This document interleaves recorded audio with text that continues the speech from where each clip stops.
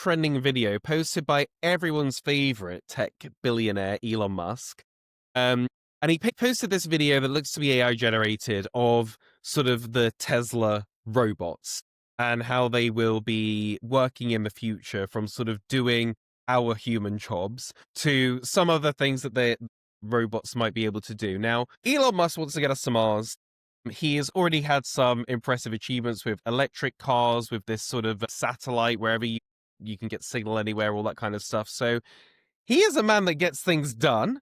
He's catching rockets from space. So if he's wanting to create robots, and we already see from China and stuff, the idea of robots, but ethically, just because we can do something doesn't mean we should. How do you feel about the idea of robots coming in? This is so fascinating because actually about 7 or 8 years ago, I was on the big questions on BBC One talking about exactly the same question.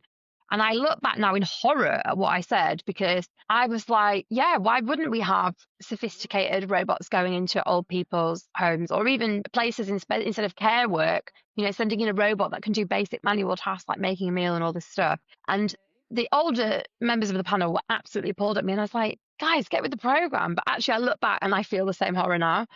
I find it really upsetting that we're going to palm off stuff that requires human to human interaction on robots. I think what's interesting is that ChatGPT is the bridge to get us comfortable with robots having an anthropomorphic relationship with us. Obviously, we're going to talk about AI chatbots in a minute, but I am very dubious about their capability to interact with us when they are not human. So I don't mind robots doing all the stuff that robots can do that doesn't involve human interaction. I'm not keen on them picking me up off the curb when I've fallen down, which is in the Elon Musk video, or being the police. Absolutely no way. Just RoboCop, isn't it?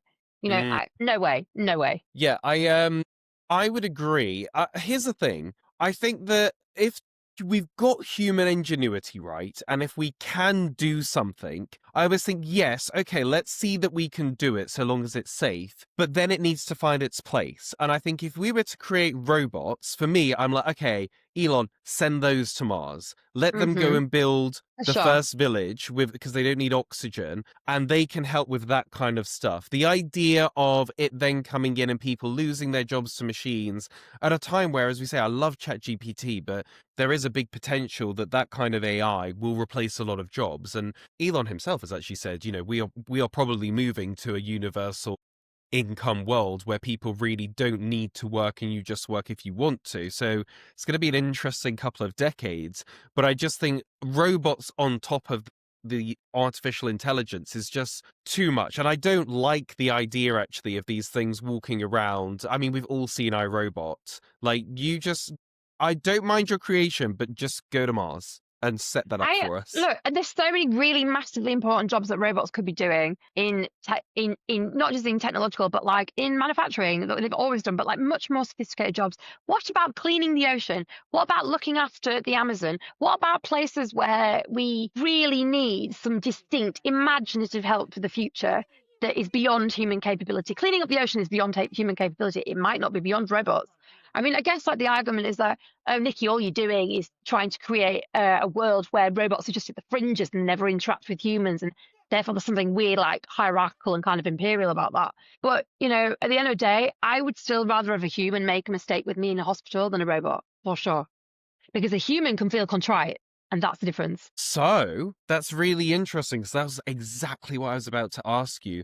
Would you allow a robot to operate on you? Because I am actually of the opinion of I would not want to be the guinea pig, but if they were rolled out and sort of 10 years of, look, we've never had an issue, they've helped get through the backlog of patients because they don't need to break, they can just keep going, and they're programmed with almost every single version of this operation that's ever happened, and they can look at you to the finest millimeter as they're performing an operation, rather than, someone that might be hungover or tired or scared or whatever doing your operation. Like, I actually can see a world where I'd say, yeah, I'd rather have the robot operate on me, but not now. but I still have a human medical team directing the robot because Yeah. because the reality is that when someone does an operation on you, they might find something they weren't expecting. I mean, hopefully with robots they wouldn't, because the AI or robots would be so good they'd know exactly what was already going on in your body. But if they sometimes find maybe something they weren't expecting, then often it requires a human, ethical, empathic judgment to make the decision about what to do next. So I think that there's a place for humans and robots working together in that capacity, and therefore, I'm with you. But I wouldn't want it just left to a robot. Like the idea of just going into a sterile room and there's no humans in there, and there's just basically a machine that's fixing you. That just sounds horrific to me. It's not what I'm about. I want care. I want the feeling of human touch on human touch to release, endorphins that calm me down in the process. Yeah, you just get a few nurses in while the robot does that. Maybe there's a place there, but I don't want the robot to be the last port of call. Do you ever think about what the world's going to be like if we're lucky enough to live to 90? Because Well, my I granddad's don't want to. really. Yeah, I really don't want to live to 90.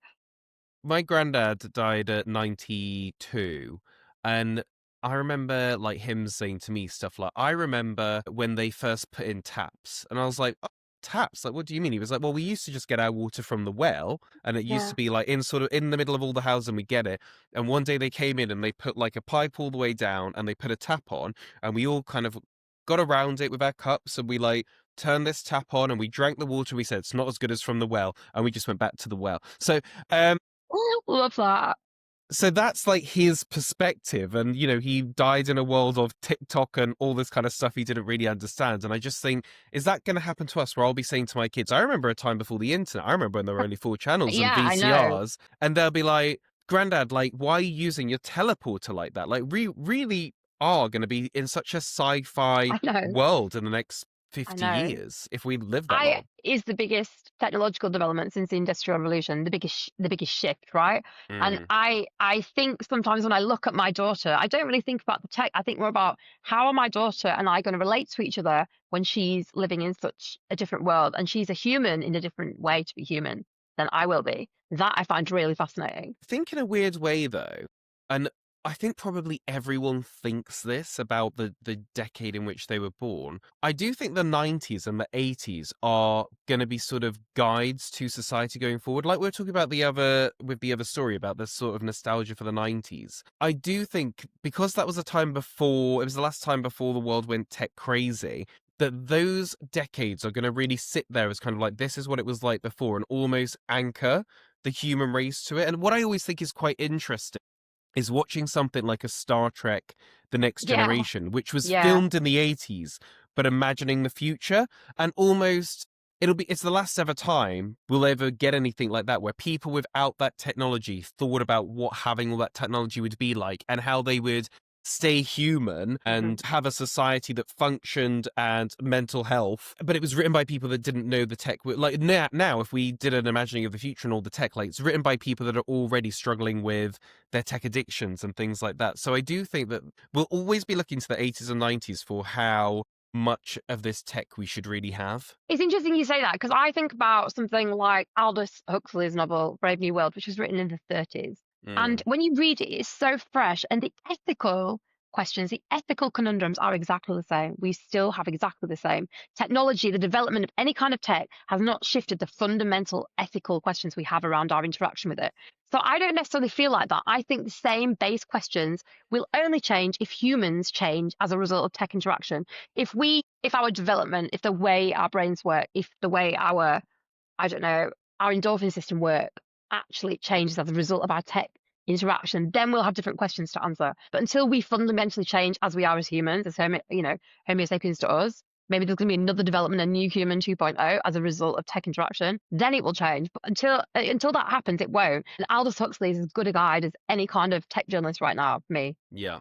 Well, let's leave that one there because I could talk about this all day. Subscribe for more content.